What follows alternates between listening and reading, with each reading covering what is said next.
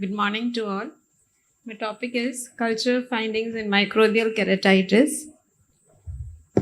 Microbial keratitis is defined as an infectious disease of the cornea characterized by ocular pain, conjunctival infection, stromal inflammation, and ulceration caused by a bacteria, fungi, or parasite. Bacterial keratitis accounts for about 90% of all microbial keratitis. Coming to basics, being the most anterior part of the eyeball, cornea is exposed to atmosphere and hence prone to get infected easily. However, the cornea is protected from infection by two ways: physical barriers and immunological barriers. The source could be exogenous or hematogenous, and the reasons could be contact lens, trauma, surgery, eyelid issues, and dry eyes. The causative organisms could be protozoa, fungal, parafungal, which is Pythium, viral, bacterial, chlamydial, spirochetal, and possibly allergic also. The common bacterial species causing keratitis are gram-positive cocci, which is Staph aureus, Staph epidermidis nowadays, and Strep pneumoniae. Gram-positive bacilli belonging to C. diphtheria and C. cirrhosis.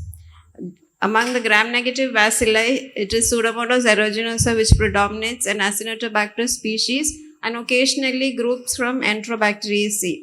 Gram-negative cocci is Neisseria gonorrhoeae or meningitis 2.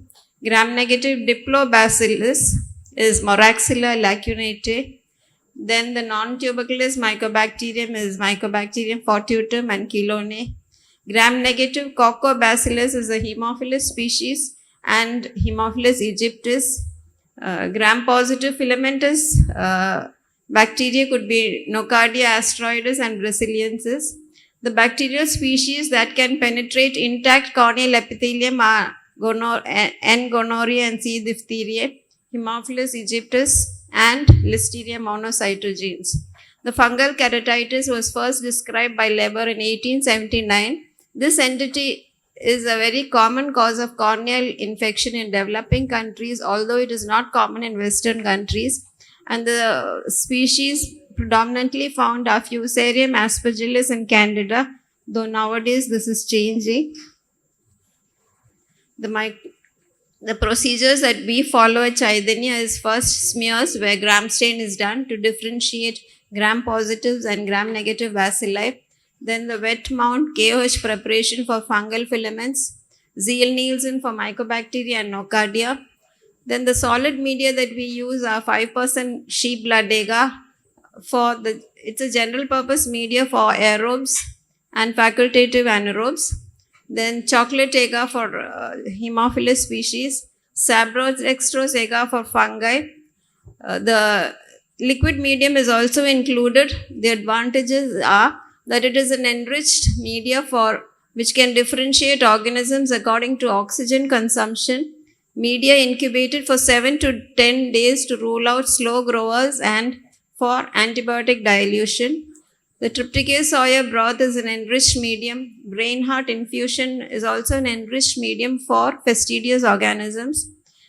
We also started MES transport medium, especially when you have to send specimens from a distance. Selective media are for NN agar for acanthamoeba and LJ medium for mycobacterium. Now this is a beautiful plate of a C-cut blood agar plate where you can see the maximum area of the blood agar is used and filamentous fungi has grown. The corneal scrapings processed in our lab, this is a 4-year data. Total in 21 we processed around 151 samples and 19% were positive for bacterial culture and 8% for fungi. In 22, 148 samples were processed, of which 13% was bacterial positive and 14% fungi.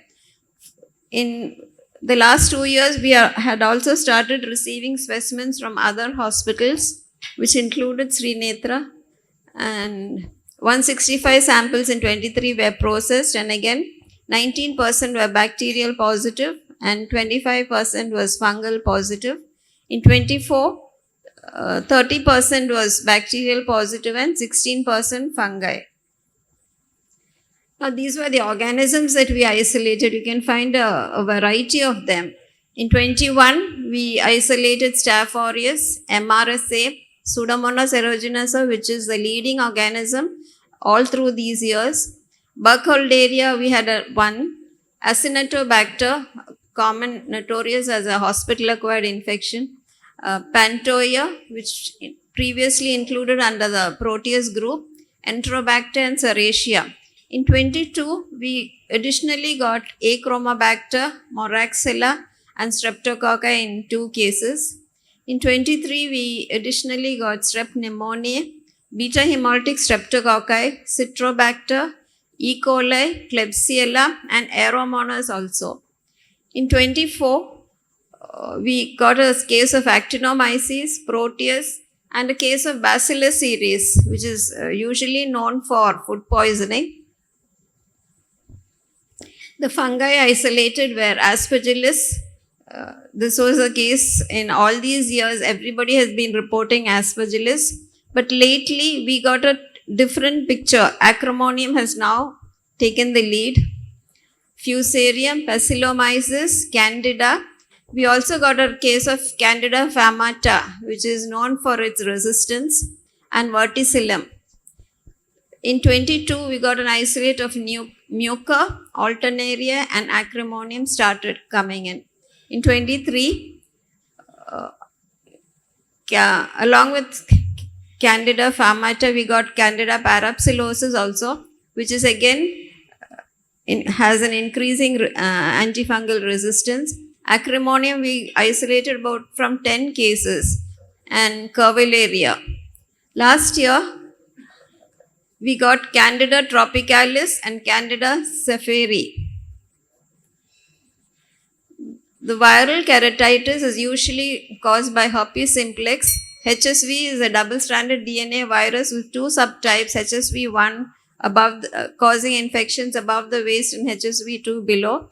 HSV is a neurotrophic virus with primary and a reactivating phase. Classification is epithelial, endothelial, necrotizing, non-necrotizing, interstitial.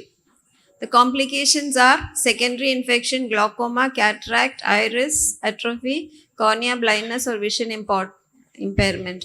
The parasitic keratitis is mainly due to Acanthamoeba keratitis, increasingly recognized in the developed world as a potentially disastrous complication of contact lens and wearing, and one that requires early and aggressive treatment.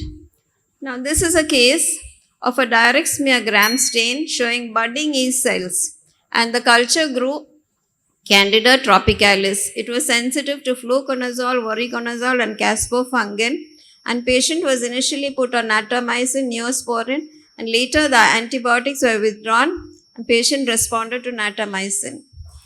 This is a case where Staph aureus was isolated, and that shows the direct smear where you can see gram-positive cocci in short chains and clusters. Patient was treated with Ocupol, which is chloro and poly-B combination, and autologous serum as it was a case of severe dry eyes. This is a lactophenol preparation of acremonium. This was actually due to a spill of rubber milk and into the eye during rubber tapping. Acremonium was grown in culture. Patient responded to natamycin and voriconazole. This is a direct smear gram stain showing numerous pus cells and gram-negative bacilli. Culture yielded Pseudomonas aeruginosa, and the next side by side is a culture plate C-shaped where you can see Pseudomonas aeruginosa showing beta hemolysis on sheep blood agar with the metallic sheen, which is characteristic. This is a lactophenol preparation. Culture yielded Fusarium species. Patient responded to Natamet and Vigamox, Ocupol, and refreshed tears were added on. This was another case of gram-positive filaments that you can see from the direct gram stain. A KOH preparation also showed fungal filaments, and Aspergillus grew in culture. lactophenol preparation is shown, where you can see the typical conidiophores. A gram stain another case where gram stain shows fungal filaments and culture yielded curvularia. KH preparation also showed fungal filaments. This was a case where we grew Bacillus cereus. The patient had photorefractive keratectomy done and was uneventful for a month. Then patient traveled to Germany on some scholarship where a whitish discoloration developed and they cultured Bacillus cereus. Patient was put on fluoroquinolones and voriconazole and Vanco but showed no response. Patient came back to us. We still cultured Bacillus cereus and was treated with Cipro, Genta and linezolid. This is a culture smear of a gram-positive bacilli that you can see, brick-shaped gram-positive bacillus. The 10 commandments that we can think of are: ideally, if time permits, discuss with microbiologists regarding the possible clinical diagnosis so that additional slides or special and selective media can be provided. Try to collect the sample before initiation of antibiotics or antifungals. Cultures are the gold standard for identifying the causative agent and determining antimicrobial susceptibility, so as far as possible do not limit with only smears. Aseptic precautions to be strictly adhered during bedside inoculation. Take extra care to collect adequate quantity of samples. Bedside inoculation onto blood agar, chocolate agar, sabrods, dextrose, transport medium and minimum 2 slices with corneal scrapings. Proper C-cut so that the material is transferred properly onto the media and using maximum area on the media. Multiple scrapings if possible onto the slide for better yield. Follow-up and revision to monitor treatment effectiveness and make necessary adjustments to the antimicrobial regimen when you get culture results. Store photographs wherever possible for future academic purpose. Thank you.